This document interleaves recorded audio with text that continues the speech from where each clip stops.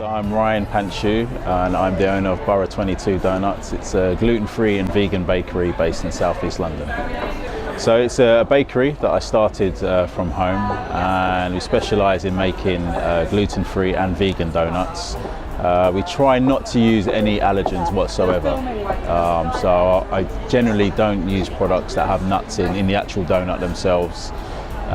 Anything with soya in as well, try and steer clear of, just to make them as accessible as possible. And we provide mainly for people with allergies, people who have certain diets, as celiacs, vegans as well, but we cater for everyone. Just because they're gluten-free and vegan doesn't mean they're for people who are vegans and celiacs. It means they're accessible for everyone. We never planned to do anything in the food industry, never planned to make it a business at all. So it kind of grew from a need from my wife and my children. They both had allergies. So my wife was gluten intolerant, still is, and dairy intolerant. And at the time, my children were dairy intolerant. So my wife has a magazine, like a parenting magazine that she runs, the London Mother. So invariably we get invited out to go to different events based around the children, and they'd have little treats like for the kids to eat, but you'd have to run around after the kids saying, "Oh, I don't think you can have that, just check if that's got dairy in." And then they would start saying it. So, you know, my little 4-year-old son at the time would be like, "Oh, how's that got dairy in? No, I can't have it." It's like, you just think like, no, it shouldn't be like this, it shouldn't be like this. So that would be that side, and then you go out afterwards, like, okay, we're uptown, let's just get a little snack, get a coffee, something to eat. And you go to somewhere on the high street maybe, and you'd have stuff that was gluten-free, that would have dairy in it, or stuff that was dairy-free that would have gluten in it. Very little at the time were multi-allergen free. And the stuff that you got just wasn't very good. Like, strip all the moisture from your mouth and you take it in. Or it go like to like a wet sand consistency, and you'd pay like a premium price. So you'd pay like over the odds for this brownie or this cake that you think, oh yeah, finally something I can eat, and it's just awful. So that was the reason why I started making products, to try and make something for them that was as good as, if not better than, standard counterparts. And I did. I made a couple of products, made brownies, I made the donuts as well, and she was like, you should sell it. And then other people that we'd given it to, like my sister-in-law for example, has very similar allergies to my wife, and she was like, you should sell it, you know, I would buy this. And that kind of convinced me to sort of start the business, really. So it was kind of, I was very much coerced, pushed, persuaded, threatened, you will sell this, stop giving it away. And that's how it kind of got the business started. I think people are more aware of what they're putting into their bodies. Some people are just following the wave, just jumping on the bandwagon, I have to say that. But yeah, definitely social media has put a spotlight on what people eat, I think. People always want to look good as well, you know, body conscious, so they're more focused in that regard. But I think with gluten-free, free from in general, I think maybe it's just all the processed foods that we've eaten, generation after generation after generation. Like my parents are from the Caribbean.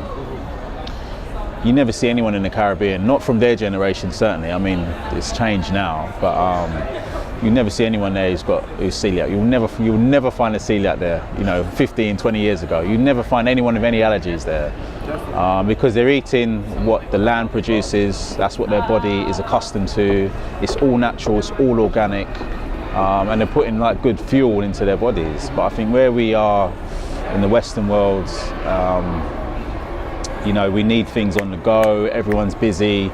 I mean, just grab and go. So grab and go society, what's convenient? Exactly. And I think it's processed. When you actually turn over and look, you know, 90% of the food that you eat, look at the ingredients on the back of the packet. And it's like, well, I don't know what some of this stuff is, that you're putting it into your bodies. And I think our generation now, particularly more than any other, we're probably suffering or reaping or suffering because of that. You know, generation after generation, now our immune systems are really weak, are really low, our digestive systems are taking a battering. I think we're more susceptible, and also there's an element of awareness.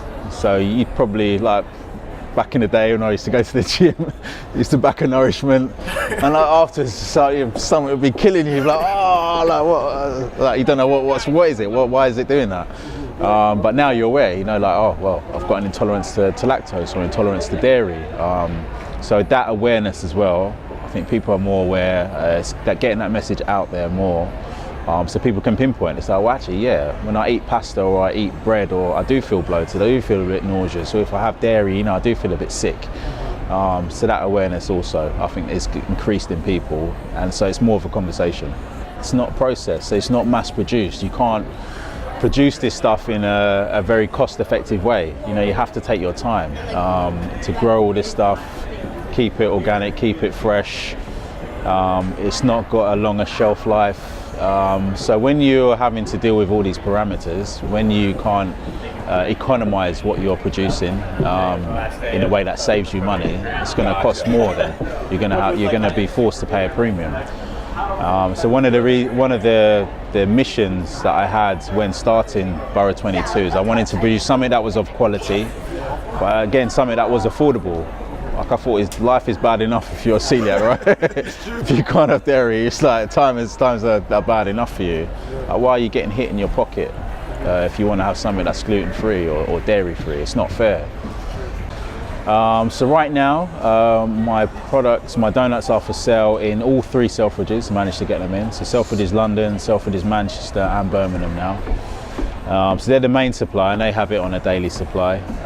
And then on a Tuesday, I supply a pantry local to me in Plumstead, the Plumstead Pantry.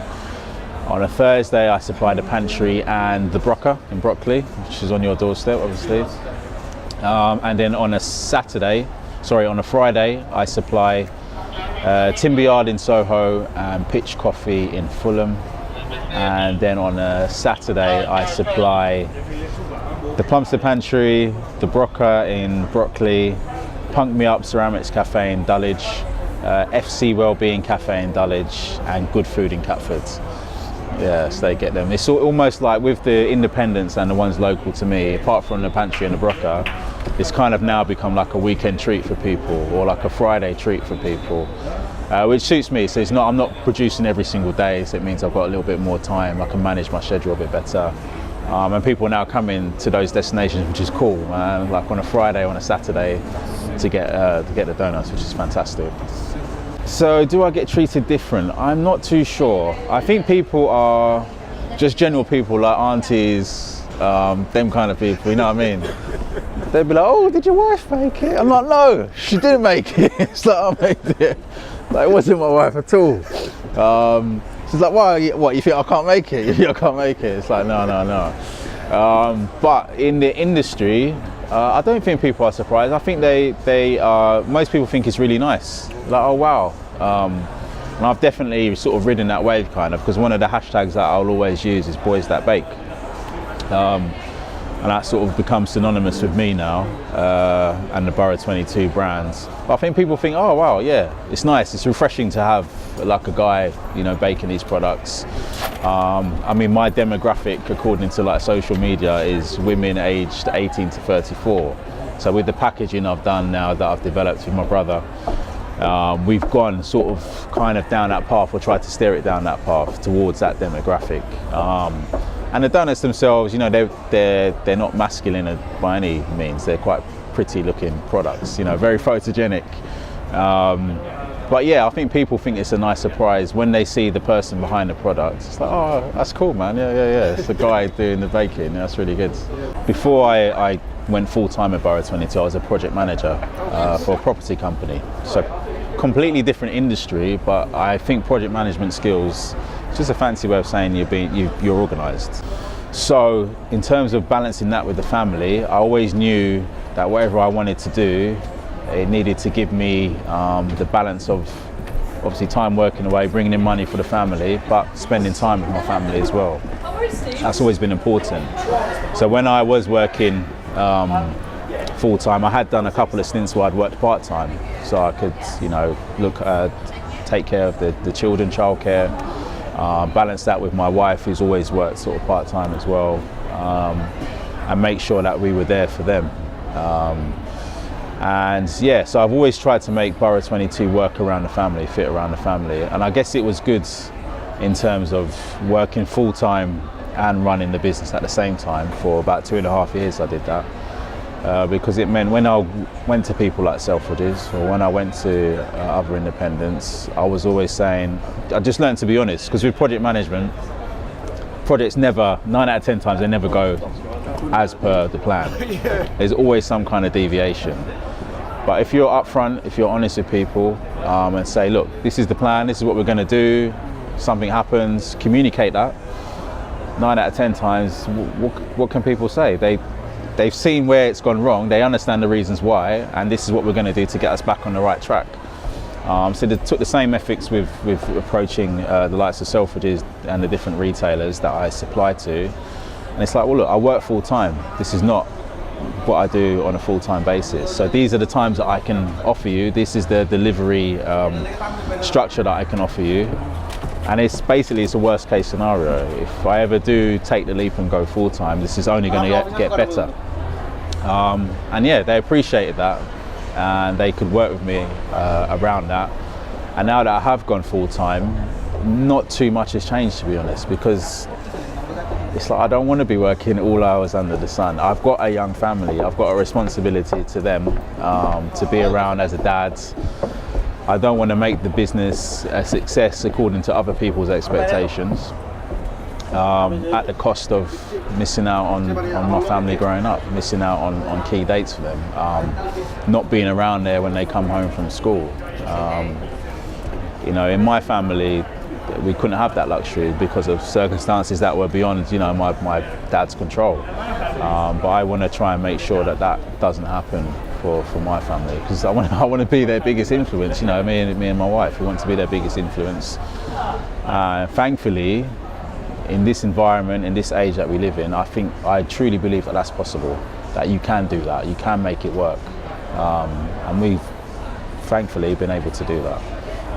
The thing I like about the brand is I'm telling a story as well. Like, I don't know where this is going to take me. I cannot believe like where I am now to where I was in, 3 years ago, basically. I was made redundant from my job. I've been there almost 12 years, and that's a massive safety net. Year on year, that net's getting bigger and bigger and bigger and bigger. So I was made redundant in February of this year, and that safety net just went. So now I'm carrying the whole family on my back. And it was scary, man, really, really, really, really scary. But through relationships I have with people, like a lot of the buyers, the people that I sell with, I got a shout out Timber Yards. Timber Yard used to have a unit downstairs, number 27 in Box Park. They'd had it for a period of 6 months. They were coming to the end of that period. They had about 8 weeks, six to 8 weeks left. They gave me that unit. They gave me that unit, said, we will sell our coffee, you just sell your donuts, which is phenomenal. For them to even do that is ridiculous. But do it they did, and that really helped me in the first couple of months. And yeah, it's gone on and on from then, really. So the fact now, I'm paying my bills, I'm paying my mortgage, I'm putting food on the table for my kids. I've even got a little bit that I'm saving for what's to come, the next phase of Borough 22, probably, I could say. But I'm happy. That's the main thing for me. I'm happy. I'm not working all the hours under the sun. I don't really feel a lot of pressure, because what I'm doing is manageable for me. I can wake up in the middle of the night, 2, 3, walk downstairs, start work. Get the kids off to school, come back home, start work. And although there's a massive freezer in my kitchen that's humming all through the night, which my wife, I can just feel the hands, just coming, like, why? It didn't seem that loud on the internet, I've got to say. It didn't seem that loud on the internet. But yeah, phase 2 of Borough 22 hopefully should take care of that problem. But yeah, all the stuff that that safety net that the job had provided, I've managed to recreate now. I've rebuilt that, and that's not going anywhere. And it's, well, I guess I'll answer it in a further question. But for me, that's all I need to do. I've achieved it. I've managed to achieve it. Yeah, I can go on and do bigger and better things, and I may do. But at this stage now, I'm happy with where the business is at. And I think to be satisfied doing what you're doing, and not thinking of, oh, right, well, how can I reach further? How can I get bigger? How can I take this further? How can I grow this? To be actually satisfied and to stop, to look around and see, you know, appreciate what's around you, I think that's, to me, that's success. At first, I was making the donuts and then taking them, hand delivering them to people around. I would only do it in London, but hand delivering them to people around London, which is crazy, ridiculous. So I'd be up making them, and then it would take like a whole day, like 10, 12 hours to go to all these different places to deliver them to people's houses. Like I used to use fresh, so they never used to be completely vegan and gluten-free, always gluten-free. But I used like fresh cream in some of the toppings and stuff, and in the middle of the summer they'd arrive and they'd all melted, and I'd be like, oh, I'm so sorry. But now I think back and I'm like, oh man, like, what was you doing? What was you doing?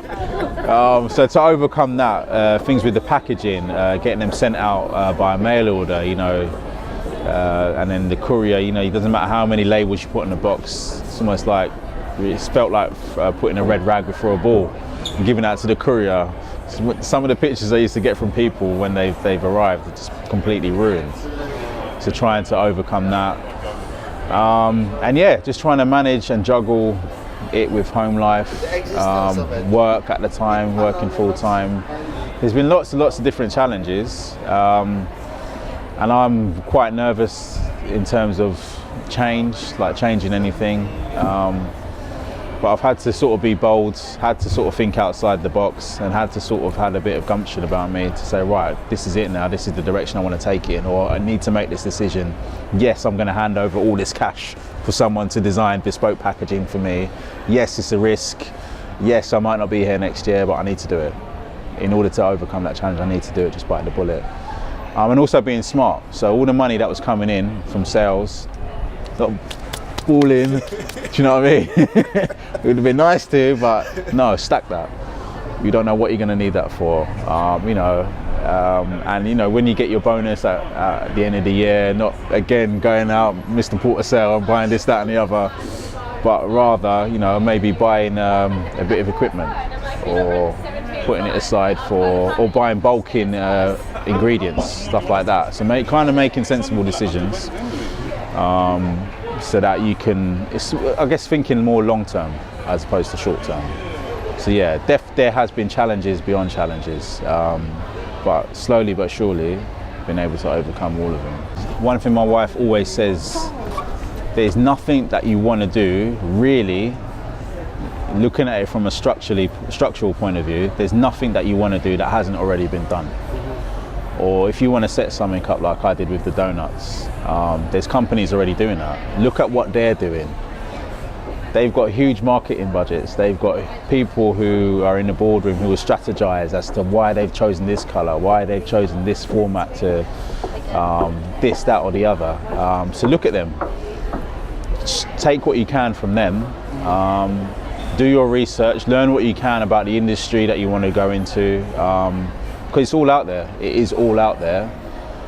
Maybe even go and volunteer and maybe work in that industry, and just glean as much experience as you can, and then have a strategy as well. Like, where do you want to be? What's your ultimate goal? What do you define as success? Have that as a strategy, something to aim for, and then work backwards. Right, in order to achieve this ultimate goal, I need to be able to do this. In order to achieve that, I need to be able to do this. And in order to get to this point, I need to do this first of all, and work back that way. Never lose your focus. Your goal may change, but always have something to aim for, because that's your motivation. That's going to keep you getting up in the morning and striving every day, grinding to make this work. I kind of feel a little bit fake, I guess, when people ask me a question similar to this, because the way I got into Selfridges was ridiculous. It was off the back of an Instagram. So someone tagged me on their page. They said, yeah, we're always looking for gluten-free, different products, free from products. And that was my in. So that, for a lot of people, will bite your right hand off to get that kind of opportunity. But in everything else, even with her business that she runs as well, she's always had a strategy, my wife, always had a strategy, and it's starting to pay dividends. and she's taught me to apply that to whatever I do. And I would say the same thing. Strategy, do your research, know the industry that you're going into, and look to see what other people have done, and just look, see and think, well, how can I make this better? Or how can I make this personal to me in a way that will appeal to other people?